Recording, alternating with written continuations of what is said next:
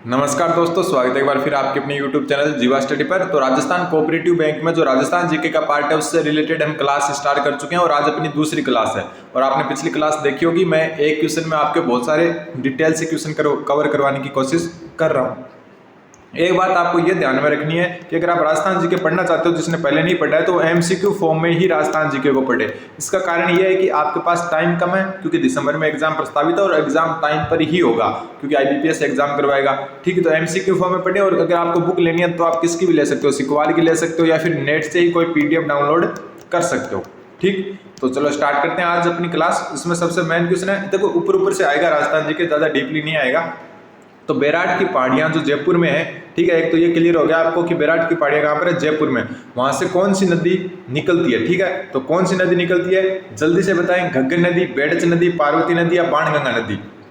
तो इसका उत्तर होगा बाणगंगा। ठीक है, जिसको क्या कहते हैं, अर्जुन की गंगा भी कहते हैं। ठीक है, अर्जुन की गंगा। और ये जो नदी है बाणगंगा नदी, ये कहां से निकलती है, जयपुर की बैराट की जो पहाड़ियां हैं वहां से निकलती है। ठीक है, बात हम करें कि घग्गर नदी, तो घग्गर नदी को प्राचीन सरस्वती नदी भी कहते हैं। प्राचीन सरस्वती नदी, प्राचीन सरस्वती नदी।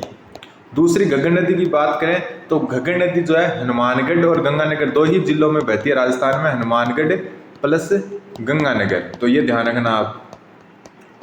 ठीक है, और ये कालका हिमाचल प्रदेश से निकलती है। कालका की पहाड़ियां हैं हिमाचल प्रदेश में, वहां से निकलती है। तो ये आपको थोड़ा सा कवर हो गया होगा। ठीक है, बेडच नदी ये बनास नदी की सहायक नदी, और पार्वती नदी भी क्या है, दक्षिण राजस्थान की है, दक्षिण पूर्व राजस्थान की। तो जो बैराट की पहाड़ियों से निकलती है उस नदी का नाम है बाणगंगा नदी, और इसको अर्जुन की गंगा भी कहते हैं। ठीक है, अगला क्वेश्चन। और एक बैराट की पहाड़ियों के बारे में और चीज भी बता देता हूँ कि जो बैराट की पहाड़ियां यहाँ पर क्या है, महाभारत कालीन अवशेष मिले हैं, महाभारत कालीन। क्योंकि जो बैराट की पहाड़ियां हैं वो जो महाभारत अगर आपने देखी तो उसमें एक विराट नगर होता है, जहां पर पांडव क्या अज्ञातवास जो है अपना काटते हैं, तो वो विराट नगर ही वर्तमान में क्या बैराट है। तो इस कारण यहाँ पर क्या महाभारत कालीन जो है आपके अवशेष मिले हैं। ये कल अपना हो गया कि राज्य में जो सैला बासमती चावल है वो कहाँ पाए जाते हैं, बूंदी में। यह कल भी कवर हो गया, दोबारा आ गया क्वेश्चन। और सिर्फ अगर बासमती का पूछे, सिर्फ बासमती चावल के बारे में पूछे तो वो अपना गंगानगर में होता है। ठीक है, गंगानगर। अगर सैला बासमती पूछ लिया इसमें तो वो कहां पर है, बूंदी में। अगला क्वेश्चन देखो, बांसवाड़ा में भी चावल होते हैं, डूंगरपुर में भी चावल होते हैं, बूंदी में भी चावल होते हैं, लेकिन अलग अलग किस्मत के होते हैं। जैसे गंगानगर में बासमती चावल है वो गंगानगर के हैं, ठीक है, और जो सैला बासमती है वो बूंदी के हैं। इसी हिसाब से क्या है, बांसवाड़ा और डूंगरपुर में भी चावल का अच्छा खासा उत्पादन होता है। अगला क्वेश्चन, अगला क्वेश्चन है कि दयाल दासरी ख्यात जिस रियासत के शासकों का वर्णन मिलता है वह कौन है? देखो, दयाल दासरी ख्यात मतलब ख्याति, ख्यात यानी प्रसिद्धि। ठीक है, तो ख्यात में क्या होता था, किसी राजा या जो है वंश की क्या की जाती थी, ख्याति यानी कि प्रशंसा की जाती थी। तो दयाल दासरी जो ख्यात है उसमें बीकानेर राजघराने का वर्णन है। और बीकानेर में जो कौन सा राजघराना था, राठौड़ राजवंश था। ठीक है, राठौड़ राजवंश। ठीक है, उदयपुर जो है मेवाड़, यहाँ पर कौन सा था, यहाँ पर आपका सिसोदिया वंश था, सिसोदिया। ठीक, और जो जोधपुर है यहाँ पर भी राठौड़ थे। जोधपुर के राठौड़ों से ही अलग होकर बीकानेर के राठौड़ जो है राव बीकानेर की स्थापना की, और गागरों ने वहां पर खिंची। ठीक है, खिंची जो है खिंची राजवंश है, उसका क्या था, शासन था। तो इसका उत्तर हो जाएगा सी। बीकानेर में जो है राजघराने का वर्णन किस में मिलता है, दयाल दासरी ख्यात में मिलता है। अगला क्वेश्चन, हाँ ये क्वेश्चन बहुत अच्छा क्वेश्चन है कि 1857 की क्रांति से संबंधित एरिनपुरा छावनी। ठीक है, 1857 की क्रांति से संबंधित एरिनपुरा जो छावनी है वो किस जिले में थी? तो जल्दी से आप देखो, एरिनपुरा थी पाली में। ठीक है, एरिनपुरा थी कहाँ पर, पाली में। और अजमेर में भी क्या दो थी? ठीक है, अजमेर में एक तो आपकी थी ब्यावर, ठीक है, ब्यावर छावनी थी, और एक नसीराबाद छावनी थी, नसीराबाद। एक मिनट सही से लिख देता हूँ। टोटल जो है आज़ादी के समय राजस्थान में 6 छावनी थी, जिसमें से जो ब्यावर और नसीराबाद है वो अजमेर में थी। ठीक है, पाली में आपकी एरिनपुरा हो गई, उदयपुर में आपकी खेरवाड़ा थी। ठीक है, खेरवाड़ा, उदयपुर में कौन सी थी, खेरवाड़ा थी। ठीक है, इस हिसाब से सीकर में वैसे कोई छावनी नहीं थी, लेकिन जो सीकर में क्या है, जो शेखावाटी ब्रिगेड है उसके अंडर में आता था, और शेखावाटी ब्रिगेड का जो मुख्यालय था वो कहाँ पर था, आपका झुंझुनू में था। तो आज़ादी के समय टोटल 6 छावनियाँ थी, जिसमें से जो वर्तमान में नीमच छावनी है वो अभी क्या है, राजस्थान में नहीं है। ठीक है, ये अभी एमपी में आती है वर्तमान में, और आज़ादी से पहले ये कहाँ पर आती थी, राजस्थान में ही आती थी। तो अजमेर में ब्यावर नसीराबाद थी, उदयपुर में खेरवाड़ा थी, और एरनपुरा जो छावनी थी वो पाली में थी। अगला क्वेश्चन, बूंदी के प्रसिद्ध कवि, ठीक है, ये सूर्यमल मिश्र है, ये प्रसिद्ध कवि है राजस्थान के। तो इनका कौन सा ग्रंथ है, तो देखो सबसे पहली बात तो सूर्यमल मिश्र कौन से राजघराने से संबंधित है, तो बूंदी के ये कवि थे। ठीक है, और इनका जो सबसे मेन है वो वंश भास्कर है। तो ये थोड़ा सा ध्यान रखना, ऐसी चीज़ें आपको याद रखनी पड़ेगी। जो बैंकिंग वाले स्टूडेंट है जिन्होंने राजस्थान जीके जिनके लिए एकदम अनजाना है, उनको ये ऐसी चीज़ें याद रखनी पड़ेगी कि वंश भास्कर किसकी रचना है, क्योंकि ये जो मैं आपको क्वेश्चन बता रहा हूँ ये हाईलाइटेड क्वेश्चन है, जहाँ से क्वेश्चन आपका IBPS भी पूछ सकता है, क्योंकि सूर्यमल मिश्र है वो क्या सबसे हाईलाइटेड कवि है राजस्थान के। तो उनके जो सबसे प्रसिद्ध ग्रंथ है उसका नाम है वंश भास्कर। ठीक है, जिसमें इन्होंने बूंदी राजघराने की क्या किया गया है, वर्णन करा हुआ है। अगला क्वेश्चन, राजस्थान के किस जिले में अक्कल लकड़ी जीवाश्म पार्क, ठीक है, इसको वैसे अक्कलवुड पार्क कहते हैं, अक्कलवुड पार्क या फिर अक्कलवुड जीवाश्म पार्क। ठीक है, तो अक्कलवुड जो जीवाश्म पार्क है वो कहाँ पर है, जैसलमेर में। ठीक है, और जैसलमेर में ये एक राष्ट्रीय मरु उद्यान है, राष्ट्रीय मरु उद्यान जो आपका अभ्यारण्य है, उसी के अंदर क्या है, अक्कलवुड जीवाश्म पार्क है। तो ये थोड़ा सा ध्यान रखना, अक्कलवुड जीवाश्म, यहाँ पर जो डायनासोर के काल है, जुरासिक काल की, वो यहाँ पर आपको अवशेष मिले हैं। कहाँ पर, अक्कलवुड जो पार्क है, जीवाश्म पार्क, वहाँ पर। और ये कहाँ पर है, राष्ट्रीय मरु उद्यान जैसलमेर में स्थित है। आप क्या ज़्यादा से ज़्यादा जीवा स्टडी को सपोर्ट करें ताकि हम और अच्छी क्लास आपके ला सकें। ठीक है, अगला क्वेश्चन है कि विजय स्तंभ किस किले में स्थित है, विजय स्तंभ किस किले में स्थित है। तो सबसे पहली बात तो विजय स्तंभ का जो निर्माण किसने करवाया, तो राणा कुंभा ने करवाया था। ठीक है, राणा कुंभा की सारंगपुर पर विजय हुई थी, सारंगपुर विजय के उपलक्ष्य में राणा कुंभा ने क्या करवाया था, विजय स्तंभ का निर्माण करवाया था। और विजय स्तंभ आपका कहाँ पर है, चित्तौड़गढ़ दुर्ग में। ठीक है, और एक बात ध्यान रखना, जो कुंभलगढ़ दुर्ग है उसका निर्माण भी राणा कुंभा ने ही करवाया था। राणा कुंभा कौन थे, देखो राणा कुंभा क्या थे, राणा सांगा के दादा थे।